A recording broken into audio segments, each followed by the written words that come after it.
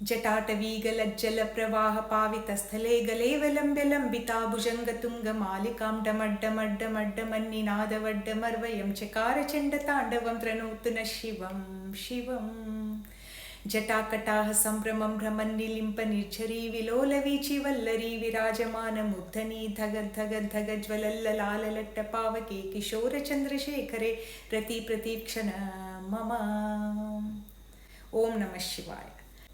ಎಲ್ಲರಿಗೂ ಮಹಾಶಿವರಾತ್ರಿ ಹಬ್ಬದ ಹಾರ್ದಿಕ ಶುಭಾಶಯಗಳು. ಆ ಮಹಾದೇವ ನಮ್ಮೆಲ್ಲರ ದುಃಖವನ್ನು ದೂರ ಮಾಡಿ ನಮ್ಮ ಎಲ್ಲರ ಆಸೆಗಳನ್ನು ಈಡೇರಿಸಲಿ ಅಂತ ಮಹಾದೇವನಲ್ಲಿ ನಾನಿವತ್ತು ಕೇಳ್ಕೊತೀನಿ. ನಾನು ನಮ್ಮ ಮನೆಯಲ್ಲಿ ಯಾವ ರೀತಿ ಪೂಜೆ ಮಾಡಿದೆ ಮತ್ತು ಇವತ್ತು ನಾನು ಕೆಲಸಕ್ಕೆ ಹೋಗಿದ್ದೆ. ನಮ್ಮ ಕೆಲಸದ ಆಫೀಸ್ ಹತ್ತಿರ ಒಂದು ಶಿವನ ಗುಡಿ ಐತಿ, ಶಿವಾಲಯ ಐತಿ. ಅಲ್ಲಿನೂ ಕೂಡ ಹೋಗಿದ್ದೆ ನಾನು. ಅದನ್ನು ನಿಮಗೆ ತೋರಿಸ್ಕೊಡ್ತೀನಿ. ಅದ್ರ ಜೊತೆಗೇ ಉಪವಾಸ ಮಾಡೋದ್ರಿಂದ ನಮಗೆ ಯಾವ ರೀತಿಯಿಂದ ಪ್ರಯೋಜನ ಆಗುತ್ತೆ ಅನ್ನೋದನ್ನು ಅಲ್ಲಿ ಹೇಳ್ಕೊಡ್ತೀನಿ. ಎಲ್ಲಕ್ಕಿಂತ ಮೊದಲು ಶುಭಂ ಕರೋತಿ ಕಲ್ಯಾಣಂ ಆರೋಗ್ಯಂ ಧನ ಸಂಪದ ಶತ್ರುಬುದ್ಧಿ ವಿನಾಶಾಯ ದೀಪ ಜ್ಯೋತಿರ್ ನಮೋಸ್ತುತೆ ಅಂಥೇಳಿ ದೀಪ ಹಚ್ಚಿ ರಂಗೋಲಿ ಹಾಕಿ ದೇವರುಗಳನ್ನೆಲ್ಲ ತೊಳೆದು ವಿಭೂತಿ ಕುಂಕುಮ ಎಲ್ಲ ಹಚ್ಚಿದೆ. ಪೂಜೆ ಶುರು ಮಾಡಿಕೊಂಡೆ. ಶಿವನಿಗೆ ಹಾಲು, ತುಪ್ಪ, ಮೊಸರು, ಜೇನುತುಪ್ಪ, ಗಂಗಾಜಲದಿಂದ ಪಂಚಾಮೃತದಿಂದ ಅಭಿಷೇಕ ಮಾಡಿದೆ. 108 ಸಲ ಓಂ ನಮಃ ಶಿವಾಯ ಪಂಚಾಕ್ಷರಿ ಮಂತ್ರವನ್ನು ಜಪವನ್ನು ಮಾಡಿದೆ. ಓಂ ನಮಃ ಶಿವಾಯ, ಓಂ ನಮಃ ಶಿವಾಯ, ಓಂ ನಮಃ ಶಿವಾಯ, ಓಂ ನಮಃ ಶಿವಾಯ, ಓಂ ನಮಃ.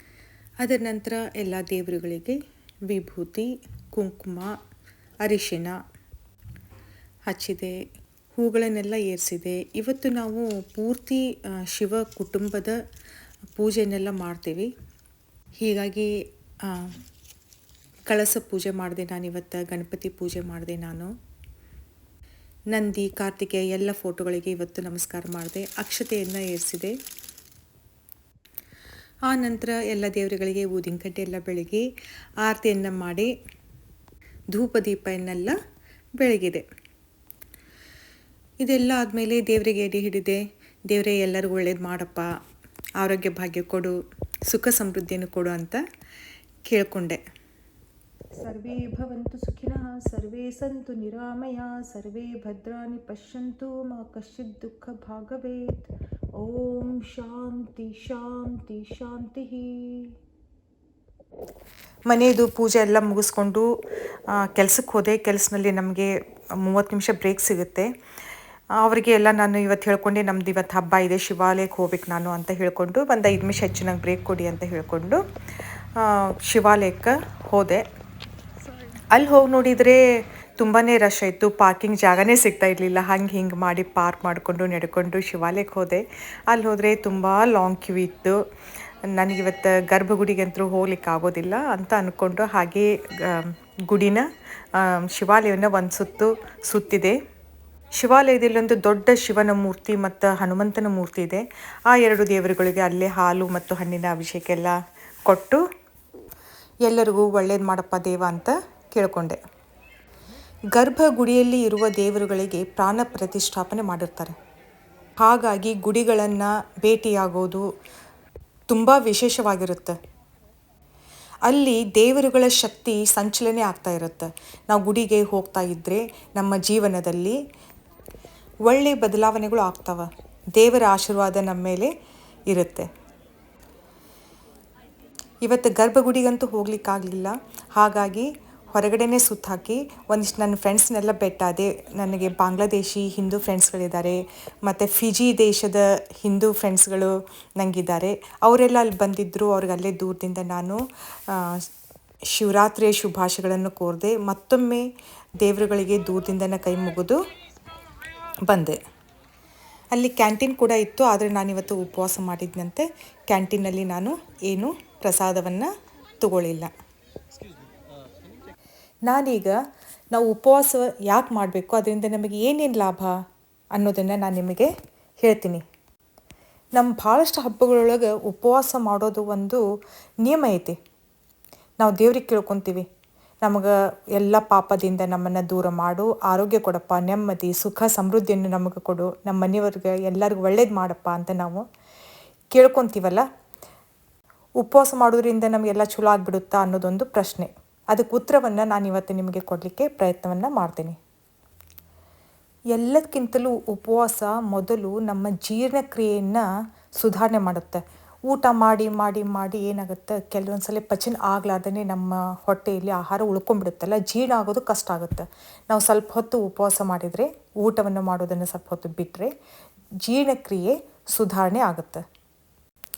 ಉಪವಾಸ ಮಾಡೋದ್ರಿಂದ ನಮ್ಮ ಮನಸ್ಸನ್ನು ಕಂಟ್ರೋಲ್ನಲ್ಲಿಡೋದನ್ನು ನಾವು ಕಲಿತೀವಿ, ಹತೋಟಿಯಲ್ಲಿಡೋದನ್ನು ನಾವು ಕಲಿತೀವಿ. ಇದರಿಂದ ಏನಾಗುತ್ತೆ, ಕೆಲವೊಮ್ಮೆ ನಾವು ಅಡಿಕ್ಷನ್ಗೆ ಬಲಿಯಾಗಿದ್ದರೆ, ಯಾವುದೇ ನಮ್ಮ ಕಡೆ ಚಟಗಳಿದ್ದರೆ ಅದನ್ನು ನಾವು ನಮ್ಮ ಮನಸ್ಸನ್ನು ಕಂಟ್ರೋಲ್ ಮಾಡಿಕೊಂಡು ಹತೋಟಿಯಲ್ಲಿಡೋದನ್ನು ನಾವು ಕಲಿತೀವಿ. ಅಡಿಕ್ಷನ್ನಿಂದ ನಾವು ಯಾವ ರೀತಿಯಿಂದ ಹೊರಬರಬೇಕು, ಚಟಗಳಿಂದ ನಾವು ಹೆಂಗೆ ನಮ್ಮನ್ನು ಕಂಟ್ರೋಲ್ ಮಾಡ್ಕೋಬೇಕು ಅನ್ನೋದನ್ನು ಇದು ನಮಗೆ ಕಲಿಸುತ್ತೆ. ಇದರಿಂದ ನಮ್ಮ ಮನಸ್ಸೊಳಗೆ ಒತ್ತಡ ಏನಿರುತ್ತಲ್ಲ ಅದೆಲ್ಲ ಕಡಿಮೆ ಆಗುತ್ತೆ, ಆತಂಕ ಕಡಿಮೆ ಆಗುತ್ತೆ, ನಿದ್ದೆ ಸರಿಯಾಗಿ ಬರಲಿಕ್ಕೆ ಶುರು ಆಗುತ್ತೆ. ಹೀಗಾಗಿ ನಮ್ಮ ನಿದ್ರಾಹೀನತೆಯನ್ನು ಕೂಡ ಇದು ಕಡಿಮೆ ಮಾಡುತ್ತೆ.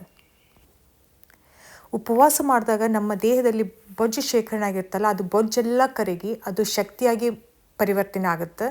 ಶಕ್ತಿಯಾಗಿ ಪರಿವರ್ತನೆ ಆಗಿ ಕೊಬ್ಬು ಕರಗಿ ನಮ್ಮ ದೇಹ ತೂಕ ಕಡಿಮೆ ಆಗುತ್ತೆ. ವೆಯ್ಟ್ ಲಾಸ್ ಆಗಲಿಕ್ಕೆ ಇದು ಅತಿ ಶೀಘ್ರವಾಗಿ ವೆಯ್ಟ್ ಲಾಸ್ ಆಗೋದಕ್ಕೆ ಇದೊಂದು ಒಳ್ಳೆಯ ಮದ್ದು. ಉಪವಾಸ ಮಾಡಿದಾಗ ನಮ್ಮ ರಕ್ತದಲ್ಲಿನ ಸಕ್ಕರೆ ಅಂಶ ಕಡಿಮೆ ಆಗುತ್ತೆ. ಇದು ಸಕ್ಕರೆ ಕಾಯಿಲೆ ಇರೋರಿಗೆ ಒಳ್ಳೆಯ ಮದ್ದು. ಉಪವಾಸ ಮಾಡಿದಾಗ ನಮ್ಮ ನರಗಳೆಲ್ಲ ಹೆಚ್ಚು ಶಾರ್ಪ್ ಆಗಿಬಿಡ್ತವೆ, ನಮ್ಮ ಬ್ರೈನಿಗೆ ಸಿಗ್ನಲ್ ಜಲ್ದಿ ಹೋಗುತ್ತೆ. ಹೀಗಾಗಿ ನಮ್ಮ ಸ್ಪಷ್ಟನೆ, ನಮ್ಮ ವಿಚಾರಗಳಲ್ಲಿ ಸ್ಪಷ್ಟನೆ ಬರಲಿಕ್ಕೆ ಶುರು ಆಗುತ್ತೆ. ನಮ್ಮ ಕಾನ್ಸಂಟ್ರೇಷನ್ನು, ಏಕಾಗ್ರತೆ ಹೆಚ್ಚಾಗುತ್ತೆ. ನಮಗೆ ಮರೆವು ಆ ರೀತಿ ಎಲ್ಲ ಇದ್ದ ತೊಂದರೆಗಳನ್ನು ಇದು ಕಡಿಮೆ ಮಾಡುತ್ತೆ. ನಾವು ಉಪವಾಸ ಮಾಡಿದಾಗ ನಮ್ಮ ಜೀವಕೋಶಗಳು, ಕೆಟ್ಟ ಜೀವಕೋಶಗಳು ಇರ್ತಾವೆ, ಅಂದರೆ ಮೊಡವೆಗಳಾಗಿರ್ತಾವೆ, ಚರ್ಮ ರೋಗಗಳಾಗಿರ್ತಾವೆ, ಇಲ್ಲ ದೇಹದ ಒಳಗಡೆ ಗಂಟುಗಳಾಗಿರ್ತಾವೆ, ಯಾವುದೇ ರೀತಿಯಿಂದ ಗಂಟುಗಳಿರಲಿ, ಚರ್ಮ ರೋಗಗಳಿರಲಿ, ಮೊಡವೆಗಳಿರಲಿ, ಇದು ಕೆಟ್ಟದಾದ ಕೋಶಗಳನ್ನು, ಜೀವಕೋಶಗಳನ್ನು ಇದು ನಾಶ ಮಾಡುತ್ತೆ. ದೇಹದಲ್ಲಿರೋ ಗಂಟುಗಳನ್ನು ಕುಗ್ಗಿಸುತ್ತೆ. ಹೀಗಾಗಿ ಹೊಸ ಚರ್ಮ ಬರಲಿಕ್ಕೆ, ಹೊಸ ಜೀವಕೋಶಗಳು ಹುಟ್ಟಲಿಕ್ಕೆ ಸಹಾಯ ಮಾಡುತ್ತೆ. ನಮ್ಮ ಸ್ಕಿನ್ ಗ್ಲೋ ಮಾಡುತ್ತೆ. ನಾವು ಕಡಿಮೆ ಕೆಲಸ ಮಾಡೋದ್ರಿಂದ ಏನಾಗುತ್ತೆ, ದೇಹದ ಶಕ್ತಿ ಕಡಿಮೆ ಆಗಿಬಿಡುತ್ತೆ. ನಾವು ಎಕ್ಸಸೈಸ್ ಮಾಡಿದಷ್ಟು ನಮ್ಮ ಮಸಲ್ ಪವರ್ ಜಾಸ್ತಿ ಆಗುತ್ತೆ. ಕಡಿಮೆ ಮಾಡಿದಷ್ಟು ನಮ್ಮ ದೇಹದಲ್ಲಿ ರೋಗ ನಿರೋಧಕ ಶಕ್ತಿ ಕುಗ್ಗುತ್ತೆ, ನಮ್ಮ ದೇಹ ವೀಕ್ ಆಗುತ್ತೆ. ಅಂದರೆ ನೀವು ಜಾಸ್ತಿ ನಡೀಲಿಲ್ಲ ಅಂದರೆ ಕಾಲು ನೋವೆಲ್ಲ ಶುರು ಆಗುತ್ತಲ್ಲ, ಈ ರೀತಿಯಾಗಿ ತಲೆನೋವು, ಮೈಕೈ ನೋವು, ಬೆನ್ನೋವು, ಈ ರೀತಿ ನೋವುಗಳು ಇದ್ದು ನಮಗೆ ರೋಗ ನಿರೋಧಕ ಶಕ್ತಿ ಕಡಿಮೆ ಆಗಿಬಿಡುತ್ತೆ. ನಾವು ಉಪವಾಸ ಮಾಡೋದ್ರಿಂದ ನಮ್ಮ ದೇಹದಲ್ಲಿ ರೋಗ ನಿರೋಧಕ ಶಕ್ತಿ ಹೆಚ್ಚಾಗುತ್ತೆ. ನಾವು ಆ್ಯಕ್ಟಿವ್ ಆಗ್ತೀವಿ ಜಾಸ್ತಿ. ಮೈಕೈ ನೋವು, ತಲೆನೋವೆಲ್ಲ ಕಡಿಮೆ ಆಗುತ್ತೆ. ಅವಾಗ ನಮ್ಮ ದೇಹದಲ್ಲಿ ಯಾವುದೇ ಕ್ರಿಮಿಗಳಿತ್ತಂದರೆ, ಹೊಲಸೆಲ್ಲ ಕುಂತ್ಕೊಂಡಿದ್ರೆ ದೇಹದಲ್ಲಿ, ಇದೆಲ್ಲ ನಮಗೆ ಡಿಟಾಕ್ಸ್ ಆಗಿಬಿಡುತ್ತೆ. ದೇಹ ಶುದ್ಧವಾಗುತ್ತೆ ಉಪವಾಸ ಮಾಡೋದ್ರಿಂದ. ಮತ್ತು ಉಪವಾಸ ಮಾಡೋದ್ರಿಂದ ಬೊಜ್ಜೆಲ್ಲ ಜಲ್ದಿ ಕರಗಿ ನಮ್ಮ ತೂಕ ಭಾಳ ಜಲ್ದಿ ನಿಯಂತ್ರಣದಲ್ಲಿ ಬರುತ್ತೆ ಮತ್ತು ಕಡಿಮೆ ಆಗಿಬಿಡುತ್ತೆ.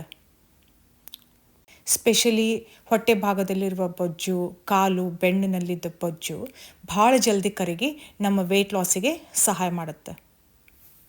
ದೇಹ ತೂಕ ಕಡಿಮೆ ಆಗುತ್ತೆ.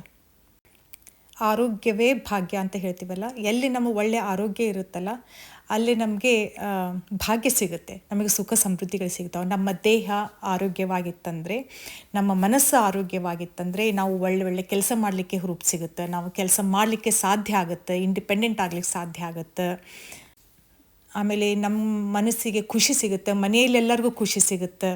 ನಾವೇನು ದೇವ್ರಿಗೆ ಕೇಳ್ಕೊತೀವಲ್ಲ, ಎಲ್ಲ ನಮ್ಮ ಪಾಪವನ್ನು ತೊಳೆಯಪ್ಪ ಅಂದರೆ ನಮ್ಮ ಹೆಲ್ತನ್ನು ಸುಧಾರಿಸು ಅಂದಂಗೆ ಅರ್ಥ. ನಮಗೆ ಸುಖ ಕೊಡು, ಸಮೃದ್ಧಿ ಕೊಡು, ನೆಮ್ಮದಿ ಕೊಡು, ಎಲ್ಲರಿಗೂ ಒಳ್ಳೇದು ಮಾಡು ಅಂತಂದರೆ, ಈ ರೀತಿಯಾಗಿ ನಮಗೆ ದೇಹ ಶುದ್ಧವಾದಾಗ, ರೋಗಗಳಿಂದ ನಾವು ಮುಕ್ತಿಯನ್ನು ಪಡೆದಾಗ ನಮಗೆ ಆರೋಗ್ಯ, ಭಾಗ್ಯ, ಸುಖ, ಸಮೃದ್ಧಿ ಎಲ್ಲ ನಮಗೆ ಸಿಗುತ್ತೆ. ಇಷ್ಟೆಲ್ಲ ಉಪವಾಸದಿಂದ ಆಗುವ ನಮಗೆ ಪ್ರಯೋಜನಗಳಿದ್ದಾವೆ.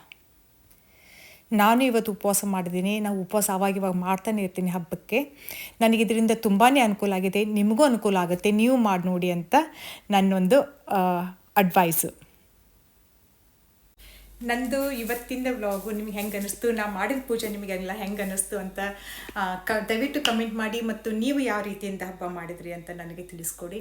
ಮತ್ತೆ ನಾನು ಮುಂದಿನ ವ್ಲಾಗ್ದಲ್ಲಿ ಮತ್ತೆ ಭೇಟಿ ಆಗ್ತೀನಿ. ಅಲ್ಲಿವರೆಗೆ take care of yourself. Thank you so much.